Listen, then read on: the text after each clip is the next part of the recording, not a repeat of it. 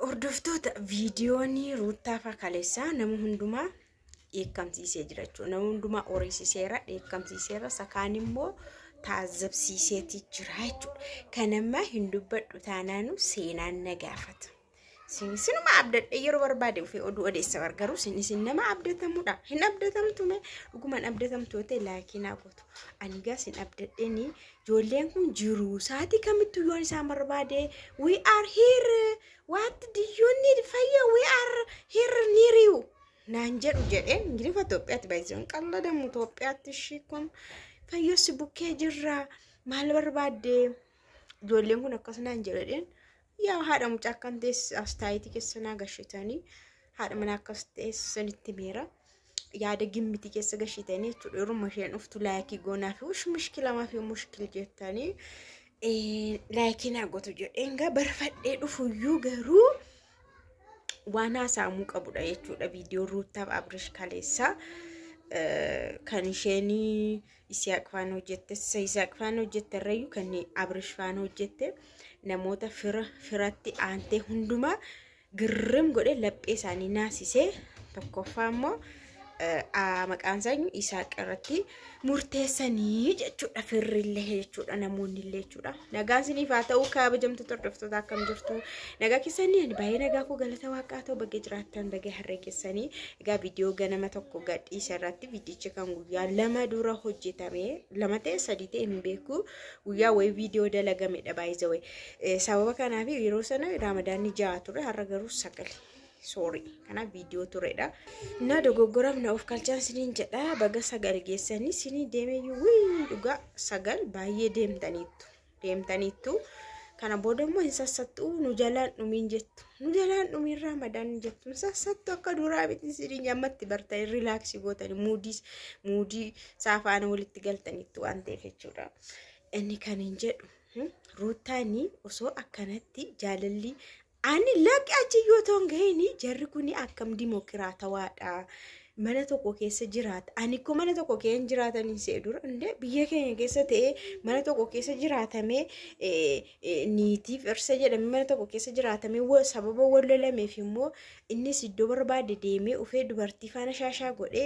isheenis iddoo barbaade shaashan baad dhiira faana yettee natti dubbatee rarara yettee maal goggootee achi mana tokko keessa taa'anii immoo nagaadhumaan taa'achuun kun Awurooppaa jirra ka no way jechuudha kana boodanuun Awurooppoof hin Ameerikoofne sinin jedhe bakka hin Awurooppofne hin Ameerikoofne hin Kanaadofne haadha isaati kuni Itoophiyaa keessa jiraare xiffiidhaan shakashakeet iddoo ergamutti ergamalee isheen isa faana wallaltee sa'aarsitee akka barbaadde isa faana taatee immoo deebitee mana tokko keessa jiraachuu ana girim na jedhe jechuudha baay'ee nan adannaqesi girim na jedhesi jechuudha kana egaa Ruuttaani Abrishiini baay'ee jaallatti akka inni deemu hin barbaadu argitanii mana keessaan deemaa bakka buttaa jiraan deemaa biyya keenyaan deemaa gara kana bahee gara buttaa jiraan deemaa naamtaan iddoo kana taa'uuni si ilaalee gubachuu qofate anaafatti araaramaan jiru anaafatti akkuma sanatti itti fufnee jirra garuu galleemmoo mana tokko keessa kilaas manuma tokkodha manisa tokkodha kutaa qofa keessa bulla so kana booda murteeffadhee nan deemannaan jedhu isheen immoo lakke kamti deemtan jetture waan hin finxaa dubbii akkatti yaaddu miti nagarochaan tan እንደምታስበው አይደለም በቃ ሁndi keenya yoo akka yaannu miti argitanii Isaaq Faan jechuudha akka nu yaannu miti እንደምታስበው አይደለም jetteen so namni hunduu akkatti fudhate akkatti yaade miti jechuudha Isaaq Faana ofuma walirraa bareeddu walirraa shurgud jettu jechaa turreega anyways maal godha ijoolleen ammayyuu onnee wal keessa jira ijoolleen walii uumamte durumayyuu inni maa dhisee xaaxaafxoo noo yesaxxኝ በጣም ጣፋጭ ናት jedheera mi'eessee naa kennee waan nama tokko mi'eessa kennee nama tokko akkam tirkaa fuudhee nama tokko kennaree wanti fedhayyuu dogoggorri uumamuyyuu deebi'anii araaramuufi jechuudha. Deebi'anii walitti dhufuufi ani araaramuun isaanii weel rakkoo hin qabu.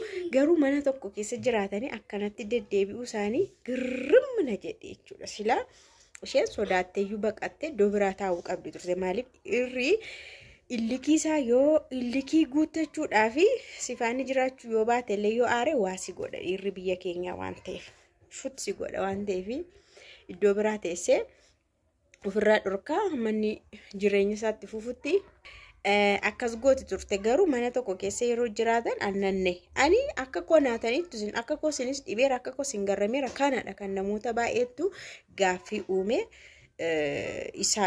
Isaaqi namoota akkanatti onneen isaanii wal bira jiranii isheenis illikiidhaaf jecha yookaas isa naasisuudhaaf yookaas immoo hamma geessu agarsiisuudhaaf yookaas immoo yaada isaa ilaaluuf qoruudhaaf jettee akkasatti dhiyaatte ilaalanii sirrii immoo akkam ta'an akkanatti dhiirri dogoggoruu danda'a aariidhaanii. Meebii Isaaq irratti amma inni suni daaniin humna kun fayyadamaa jedheera inni godhe inni irraan goru inni jechuun waa inni godhumo qumatii isaatti oli yaadan inni hamma hin jirreen maaliin jirmadhan inni amma ofii olitti yaada waan ta'eef inni hin godha waan arge lola jechuudha. Lolatti hin jijjiira. Abrish garuu humna obsee inni dhiisee silaa waa warreebuu waa wal godhuu waa wal rukutuu kan danda'an Abrish faana ture. Namoonni baay'een bakka amma ruutaan akka araaramtuuf akka deebituudha kan isaan dhiibbaa gochaa jiranii. Isaaqis amma kanarraa akka of qoxxobachuun akka of hir'isu taasisuu qabachuudha. Ishee erga ammallee jaalalli keessa jiraate Abrishiif jechuudha. Isheen silaa dhimma kee jechuu dandeessi. Nan deemoodhe dhimma isaati gaa. Ishee irraa bahee miti irraa citte miti jireenya ishee jijjiirratte miti. Karaa nagaa deemechuu ni dandeessi turte. Nan ilaallatu jechuu dandeessi.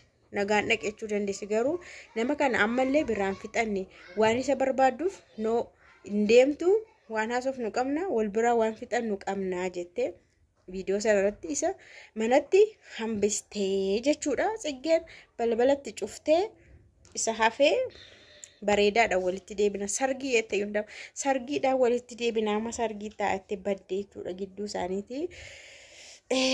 Akkasidha hin araaramu jedhee yaada. Yaa yuutuubiin isa yaaqibanameeti jira. Haa ta'u odensiin isa baay'ee jaallatan isa accept godhan waan ta'eef isaanii araaraman illee isaan lamaan araaraman illee inni immoo isaanitti akka firaa akka hiriyaa akka qulqulluu ta'ee isaan faana hojii hojjechuu akka danda'uttidha kan amma adeemaa jiru jechuudha. Inni akkasii garuu namni wal jaallatu addaan hin bahin dhugaan siniin jedha. Namni wal jalqaba nama ati sirrii dhugaa goote jaallatte sababa garaagaraatiin yoo wal lolte illee jaalalli nama sanaa si keessaa hin bahu. Dhugumadha. Dafee si keessaa hin bahu garuu namni tokko onnee qaba, namni tokko aarii qaba, namni tokko hillikii qaba. Kanaaf immoo nan agarsiisaa jedheetu adeema. Amma aariin nama keessaa bahutti hamma hillikiin fixattutti hamma bakka waan ta'e wayirra geessu hin deemta. Garuu jaalalli nama sana suma keessa ta'a si keessaa hin bahu. Ruuttaaf Abrish ammallee hin araaramuudhaan abdiin jira. Haa araaramu namni wal jaallatu addaan hin bahin. Namni ijoollee waliin qabu addaan hin bahin. Tsolootii dhameen jedhama.